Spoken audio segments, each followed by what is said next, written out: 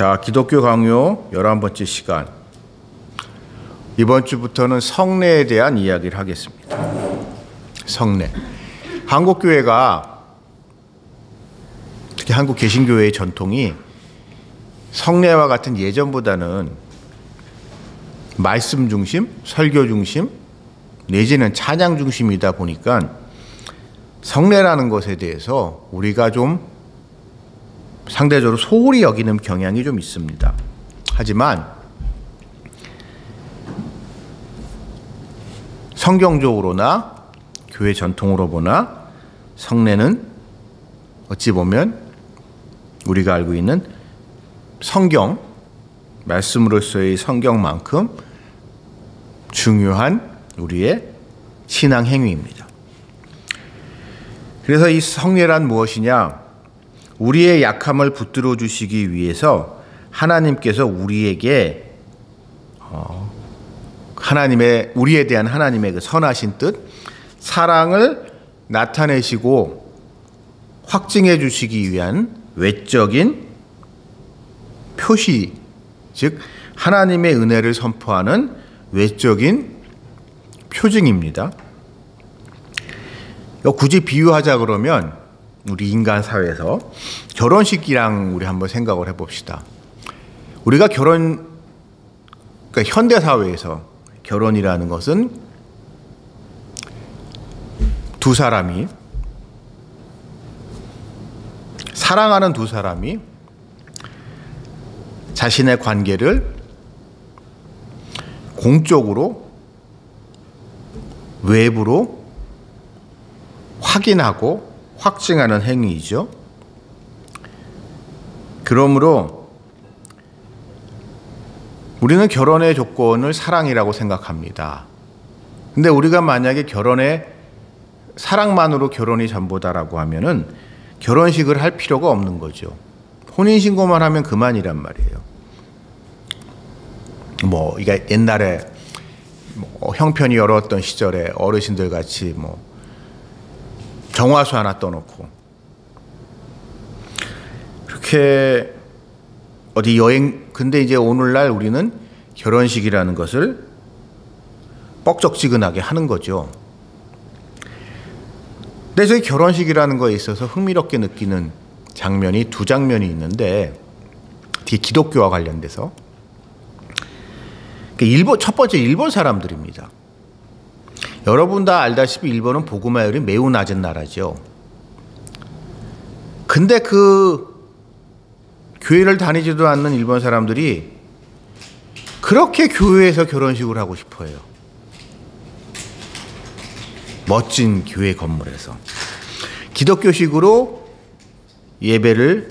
결혼식을 하기를 원합니다, 일본 사람들. 왜 그럴까요? 믿지도 않는 그러니까 일본에서는 일본 교회에 대해서 제가 약간 이게 편견 내지는 선입견인지 모르겠지만, 오래된 교회 채플들이 사실상 결혼식장 비슷하게 운영되는 경향이 좀 있는 것 같던데요. 왜 그럴까요? 왜 그 사람들은 믿지도 않는 하나님 앞에서 그렇게 자기네들의 전통과는 그러니까 일본 사람들만큼 자신들의 전통을 소중히 여기는 사람들이 자신들의 전통과는 아무 상관없는 이상한 결혼을 하려고 할까요? 또한 제가 이제 되게 흥미롭게 느끼는 게 이 동성애 부부들입니다. 한국에서는 아직 이게 심각한 문제가 아니지만, 이제 미국이나 유럽이나 이제 서구권에서 제가 그 사람들을 보면서 제일 흥미롭게 느끼는 게, 그 유럽이나 미국이나 그냥 동거하는 사람들이 많단 말이에요. 결혼식 같은 거 하지 않고 그냥 그러니까 남자와 여자 중에 둘이 결혼을 해서 애를 몇 명씩 낳고 10년씩 20년씩 동거만 하면서 애는 낳았는데 결혼식은 안 하고 이런 사람들이 꽤 있거든요. 근데 희한한 게 이 동성 커플들은 왜 굳이 교회에 와가지고 결혼을 하겠다고 해서 입장을 난처하게 하는지. 그러니까 자기네들 싫다는데 굳이 왜 교회에 와서 예배를 이제 결혼을 하려고 하는지. 저는 이게 결국 우리 마음에 숭고한 것에 대한 열망, 특히 하나님의 은혜에 대한 본능적인 갈망이 우리한테 있고, 그렇기 때문에 이것을 외적으로, 구체적으로, 또한 상징적이지라도 어쨌든 구체적인 것으로 확인받고 싶어 하는 것이 있는데, 그것이 성례가 아닌가라는 생각을 합니다. 그러면 이 성례를 통해서 우리가 확인받는 것은 결국 무엇이냐? 그러니까 그것은 결국 언약입니다. 즉, 이 모든 성례, 교회에서 하는 모든 예식의 근본 바탕에는 하나님이 아브라함 시절부터 해가지고 더 올라가면은 이제 아담, 그 다음에 노아, 이런 수많은 우리의 믿음 선진들에게 주셨던 특별한 약속, 언약이 있었단 말이에요. 그러한 언약을 다시 한번 확인하는 것, 그것이 성례의 핵심입니다. 그것을 확인하면서 하나님이 이런 약속을 하셨다는 것을 그 성례에 참석한 사람들한테 선포하고 그것에 대해서 확인받고 확증하는 것. 그래서 그 언약은 지금도 유효하다는 것을 확인하고 확증하는 것, 그것이 성례입니다. 그렇기 때문에 이 언약이라는 것을 우리가 한번 좀 곰곰이 생각해 볼 필요가 있는데, 이 언약은 모든 사람한테 주어진 하나님의 약속이 아닙니다. 이거는 하나님을 믿는 사람, 특별히 하나님의 선택을 받아서 하나님의 은혜로 말미암아 믿게 된 사람에게 주어진 하나님의 특별한 약속인 거죠. 여러분, 우리 이거를 좀 솔직하게 우리 인정합시다. 우리는요, 하나님을 믿는 게 아니에요. 하나님이 우리를 믿게 해주신 거죠. 여러분이 심각하게 전도라는 걸 해보셨으면, 전도라를 한 걸 하면서 믿지 않는 사람들과 얘기를 해보신 분이라면은 이런 이야기들을 듣는 경우들이 있었을 겁니다. 교회 안 다니는 사람들 중에 이런 분들이 생각보다 많아요. 나도 믿고 싶고 믿어보려고 했어. 근데 안 믿어져. 믿을 수가 없는 걸 나보고 어쩌라고. 믿지도 않는 거에 대해서 내가 믿는다고 하면서 믿는 척하는 그런 위선은 떨고 싶지 않아. 내가 정말 믿어지면 교회를 갈게, 하나님을 믿을게. 근데 믿어지지 않는 걸 어쩌라고 라고 얘기하는 사람들이, 특히 한때 교회를 좀 다녔던 사람들 중에 그런 이야기들을 많이들 하시는데, 그래서 우리는 하나님이 우리를 이렇게 믿게 하신 거예요. 이 성례라는 것을 어떤 자리에 오고 거기서 이 어떠한 예식을 통해서 하나님의 언약, 우리에 대한 하나님의 특별한 약속을 확인할 수 있다는 것 그 자체가 그가 하나님에게 특별히 선택된 하나님의 백성이라는 것을 확증해 주는 겁니다. 그래서 위대한 어거스틴은 성례를 보이는 말씀이라는 표현을 써요. 성례에 대해서. 즉, 성례라는 게 우리가 보기에는 의식적인, 의례적인 행동이라고 생각할 수 있지만, 이 성례를 성례를 집전하고 성례에 참여함으로 말미암아 하나님이 우리에게 주셨던 말씀을 다시 한번 확인하게 되고 그것에 구체적으로 참여하게 된다는 점 때문에 이 성례에 대해서 아구스티누스는 보이는 말씀이라는 표현을 썼습니다. 여러분, 이 교회를 좀 다녀보신 분들, 보통 이제 어거스틴이라는 표현을 많이 쓰는데 한국 교회에서 우리 개신교는 종교 개혁이라는 것 자체가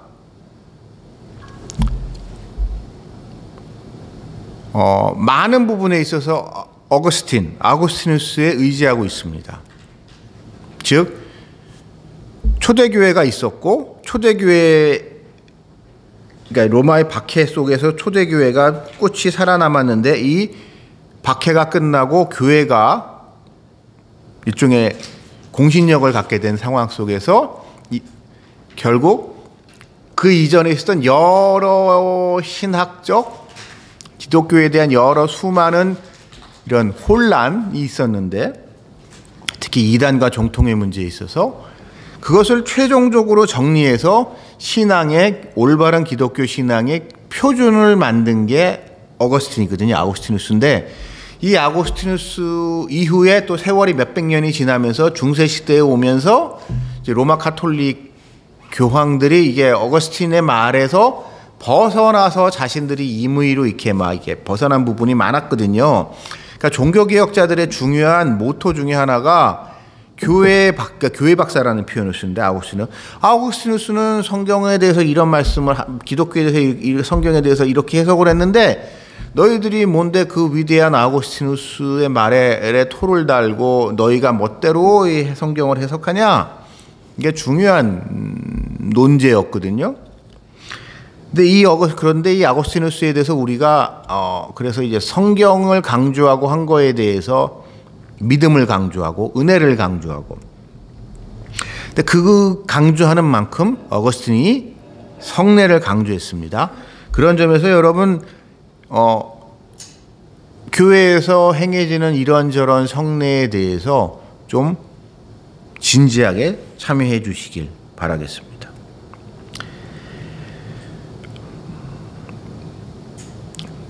그런데 이제 특히 종교개혁 이후에 한국 교회도 그런 풍토가 있지만 이신칭의라는 것, 다름인 것이 아니라 오직 믿음으로 말미암아 구원에 이른다는 것을 조금 곡해하시는 분들이 이 믿음이라는 것을 나의 이런 마음의 상태, 감정적인 상태, 한마디로 이제 약간 하나님이 믿어져 가지고 뭐 예수님 생각만 해도 눈물 콧물 질질 흘리고 막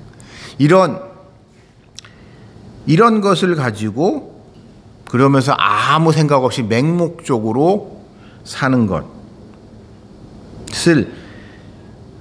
그리고 이제 그러고서 그러거나 아니면 내가 믿으니까 난 믿으니까 난 믿어지니까 예수님을 믿으니까 나머지는 다 부차적인 거고 부수적인 거기 때문에 성례 같은 것도 뭐 할 수 있으면 해야 되고 이겠지만 뭐 그렇게 중요한 게 아니야라고 생각을 하기 쉬운데 우리가 여기서 조심해야 될 거는요.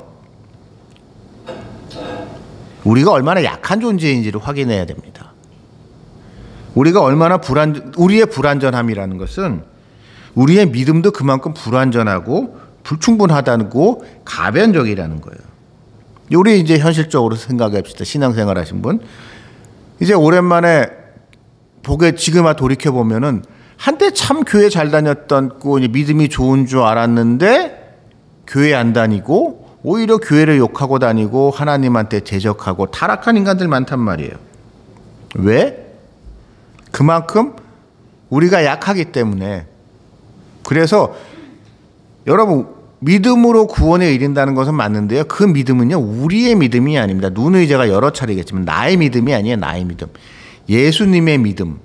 그 예수님의 믿음에 우리는 얹혀가는 거죠. 그래서 내가 믿음이 좋다는 건 아무 의미가 없는 겁니다. 나의 믿음, 그러니까 믿음과 맹신과 광신을 구분하지 못하는 경향이 있는데 그 우리의 믿음이 이렇게 연약하다는 것을 우리가 인정을 하고 우리가 아무리 잘 믿는다고 하고 그래서 이러한 우리의 믿음의 불완전함을 극복하기 위해서 우리는 성례에 참여해야 되는 겁니다. 예를 들어서 여러분 교회를 생각을 해봅시다. 주일 예배 꼭 참석해야 될까요? 단호하게 좀 말씀드릴게요. 주일 예배 꼭 참석해야 됩니다. 가끔 이런 분들 계세요. 이거 교회 문제가 많고 그냥 난 혼자 잘 믿으니까 집에서 성경책 보내고 우리 가정 예배 드릴 거야 내지는 뭐 이런 분들이 있어요. 가나안 교인이라고 하죠. 전 단호하게 말씀드립니다. 그런 분들은 천국 못 가요. 왜냐하면 교만이 그 안에 있기 때문에. 우리가 얼마나 불안전한 존재이고 나의 믿음 또한 그렇기 때문에 불안전하다는 것을 알게 되면 절대 그럴 수가 없거든요.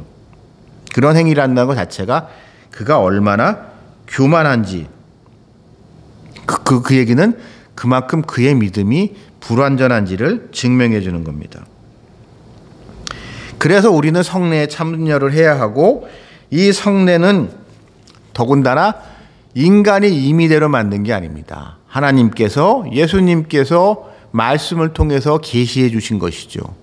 물론 거기에는 언어적 한계가 있고 문화적인 한계가 있을 수 있습니다만 기본적으로 말씀에 근거해서 이거 해라고 했단 말이에요.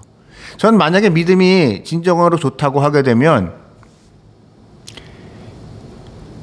신구약 성경에 수없이 등장하는 그런 교회 공동체, 예배, 제사가 이런 것의 중요성을 강조하시면서 그거에 참여할 것, 그렇게 자주 모이기를 힘쓰라는 것에 대해서 그 말씀에 대해서도 순종할 수밖에 없습니다. 그렇죠? 그 사람이 진짜 믿음이 좋다면.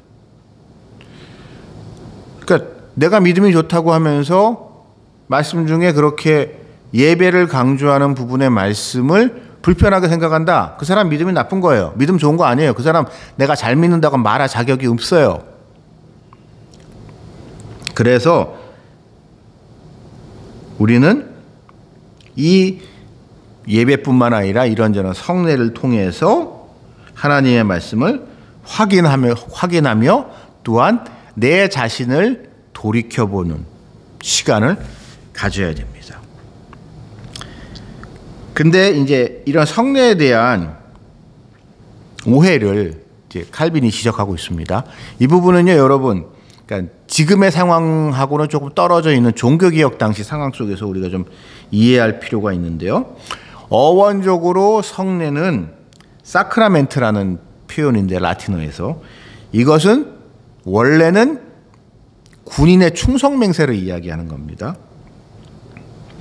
군인의 충성 맹세를 표시하는 거기 때문에 의미하는 거기 때문에 로마 가톨릭에서는 요거를 이제 국가를 교회 내지는 교황으로 치환을 해서 성례라는 것을 통하여 교회에 대한 충성, 교황에 대한 충성을 확인하는 것, 그런 것이라는 것을 강조하고 있지만 이러한 주장은 하나님의 은혜, 그 다음에 이 영적인 징표로서의 성례, 구원을 확인시켜주는 것으로에 대한 성례라는 부분을 무시하고 인간의 그런 충성 맹세, 어떤 행위잖아, 인간의 행위. 맹세를 하는 사람이 있고 맹세를 받는 사람이 있고 어쨌든 이러한 관계 속에서의 쌍방의 모두 인간인데 그 인간을 과대평가하고 있는 거다라는 점을 강조합니다. 즉 가톨릭에서의 성례라는 것은 교회 구성원임을 확인하는 고 로마 교회 구성원이라는 거 확인하고 거기에 대한 충성을 확인하는 행위였지만 그것이 성경에 나와 있는 본 뜻과는 거리가 있습니다. 그래서 이제 가톨릭에서는 이러한 성례를 통해서 구체적인 현상, 비밀스러운 능력이 그 안에 있다고 생각을 하는 거죠. 예를 들어서 이제 여러분 아시는 분 아시겠지만 대표적인 성례인 성찬식에서 이 포도주가 진짜 예수님의 피로 변했다. 지금 오늘날의 이제 과학적 사고라는 현대인으로서는 도저히 이해할 수 없지만 진짜 하나님이 예수님의 피로 변했다고 생각을 하면서 거기에 특별한 능력이 있다고. 하지만 그 신비적인 능력, 좋게 말하면 신비적이고 어떠한 마법 같은, 여러분 그러니까 영화 엑소더스라는 영화 보셨어요? 엑소더스에서 보게 되면서 이제 엑소시즘 그 축기 행사라는 그 신부가 성수로, 그러니까 물에다가 이렇게 해가지고 성수로 해가지고 막 뿌리니까 그 이제 귀신 들린 이 아이가 막 괴로워하잖아요. 근데 여러분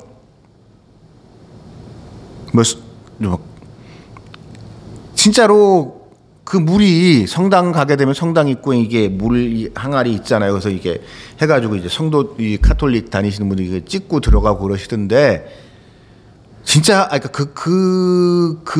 그것이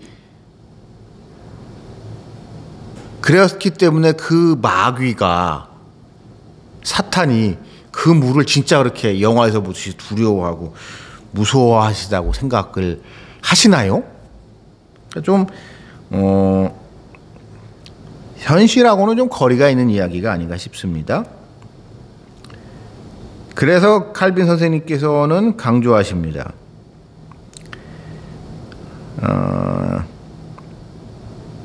중요한 것은 이 성례 그 자체가 아니라 성례와 함께 일어나는 믿음, 그리고 이 믿음의 진실한 실천, 그것을 또한 가능하게 하는 성령의 은혜 같은 것이 그러한 우리가 생각하고 있는 이기적인 우리의 욕심의 발로인 그런 마법적인 힘, 주술적인 힘, 신비로운 능력을과는 비교가 될 수 없는 그러한 은혜가 우리에게 성례를 통해서 우리에게 주어진다고 말씀하고 계십니다.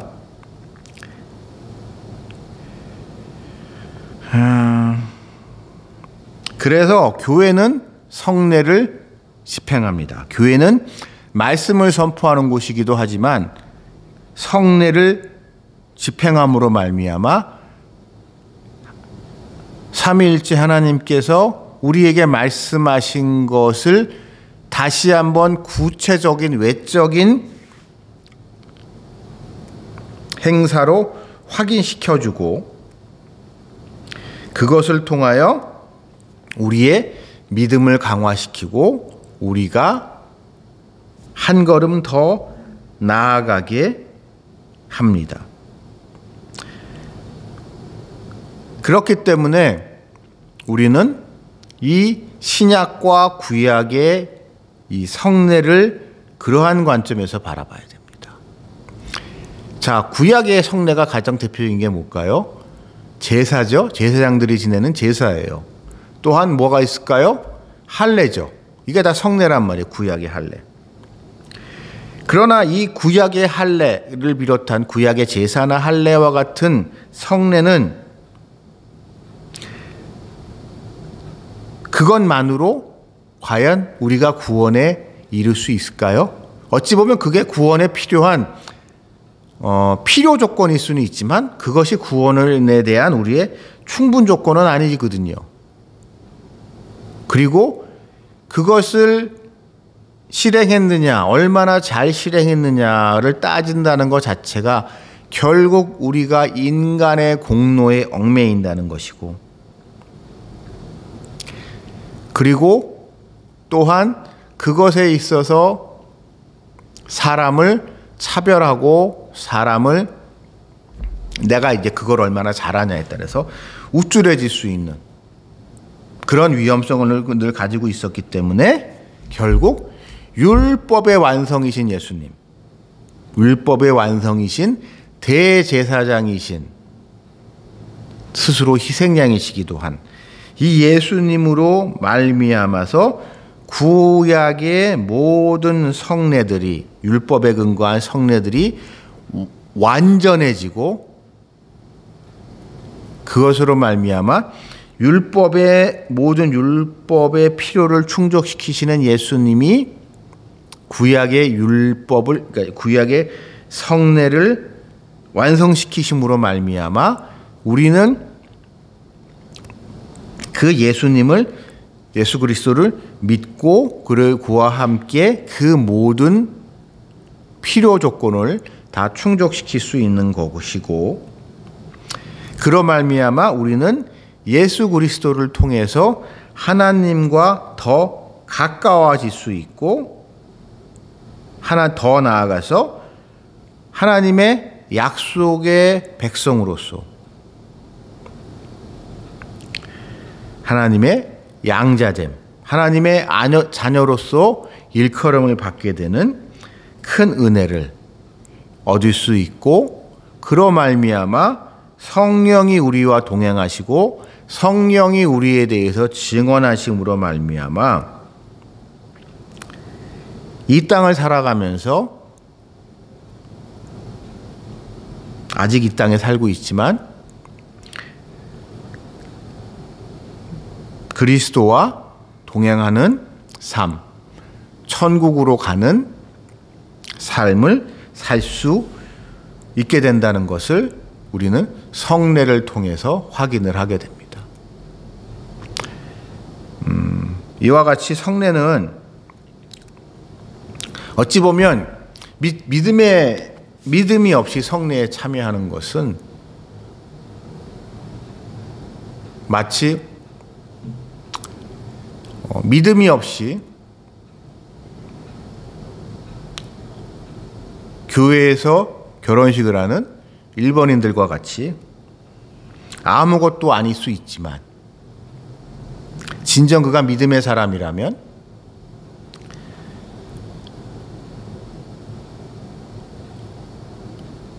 밀림 같은 데서 원주민 교회에서 다 쓰러져가는 초라한 대나무 같은 거로 얼기설기 만들어 놓은 예배당일지라도 거기에서 신령과 진정으로 주님께